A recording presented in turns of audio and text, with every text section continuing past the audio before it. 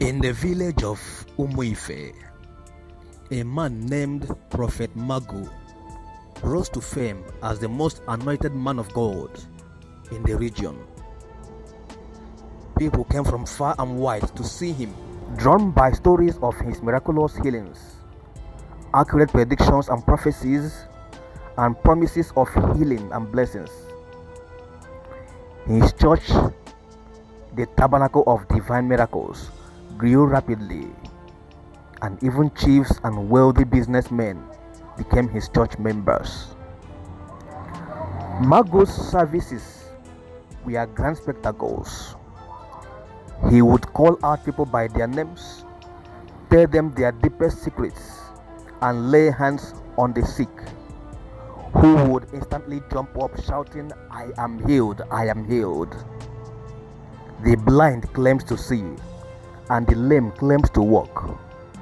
For many, Prophet Magu was the voice of God, but not everyone believed in him. Among the skeptics was Amara, a sharp-witted young woman who had seen too many so-called prophets come and go, leaving traces of misery behind them.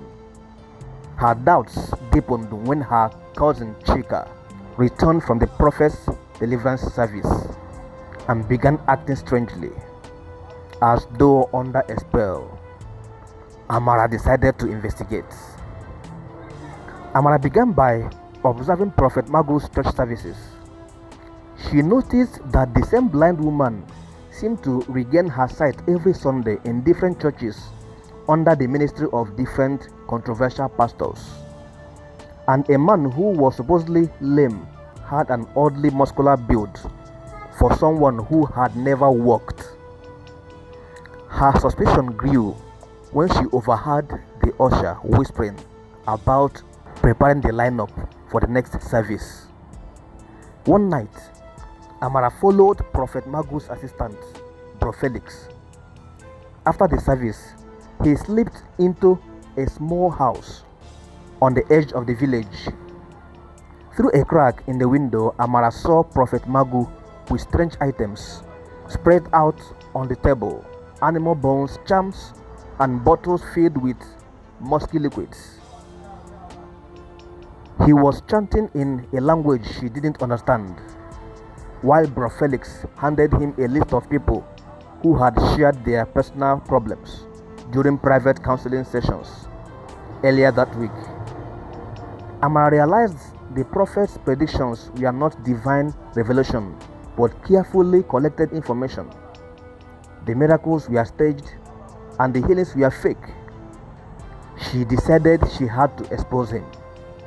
On Sunday, Amara attended the service with a plan.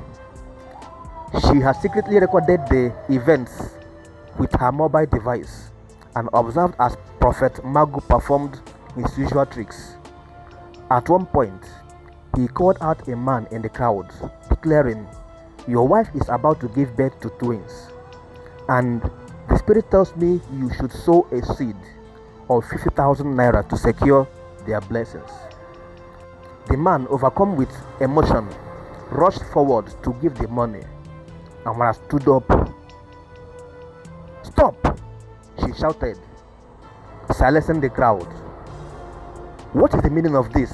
Prophet Magu thundered, his voice trembling slightly. Amara walked to the front, holding up her mobile device. "I have evidence that you are a fraud. You stage miracles, use charms, and steal private information to manipulate people. You prey on their faith for your own gain." Gasps filled the room. Prophet Magu tried to dismiss her claim, but some police officers who accompanied Amara walked in and intervened.